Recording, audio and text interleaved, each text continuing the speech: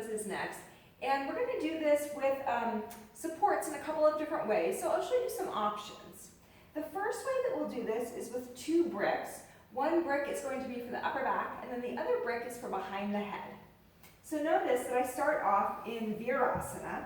This is actually a good pose to do after Supta Virasana, the pose that was just demonstrated. So I start off in Virasana. My buttocks is between the heels, and here, if you need a little bit of support for the buttocks, you can take a folded blanket or a brick. So you can take support as needed. Now, I lift my chest up, and I arc up to rest my upper back on the first brick, and the brick is just underneath my shoulder blade line. And then the other brick is for my head. And from here, you can take this as a restful pose.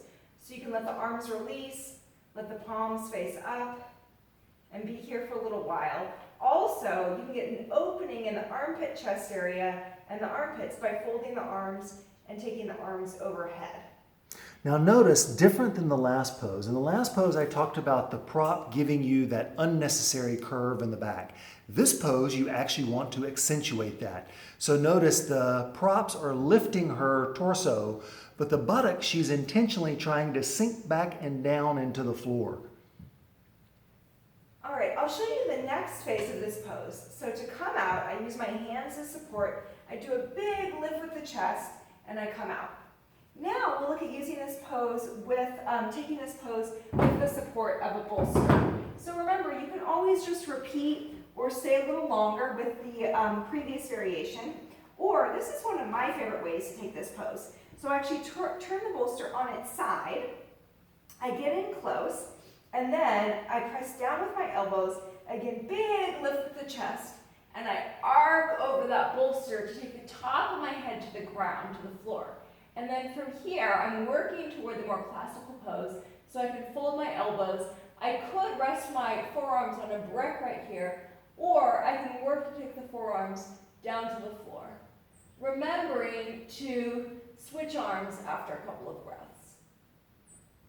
Again, notice the prop use in the back is allowing the buttock to sink on one side, the arms to sink on the other.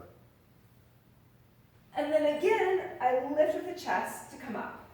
Now, the next variation, I'll show you the classical pose just so you can see what you can work toward. And if you feel up for trying this today, then give it a go. And if not, you can repeat any of the other variations. So now, without support, I'm still going to have that feeling like I'm lifting up and arcing over the bolster or a brick. So I take my forearms down to the floor, I do a big lift with the chest, and I try to get in tight. And here I can even pause and lift up and take the head in a little closer.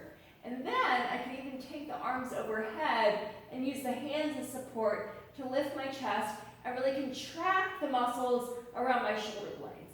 And then from there, I allow the buttocks to sink, the thighs to sink, and I take the arms overhead. And not only are the muscles of the shoulder blades contracting, but the muscles of the back are working strongly, as if she's trying to pull the buttock toward the head toward the buttock. From here, I actually like to exit out through Supta Virasana. And then again, I use my hands as support. I lead with the chest, and I come on up.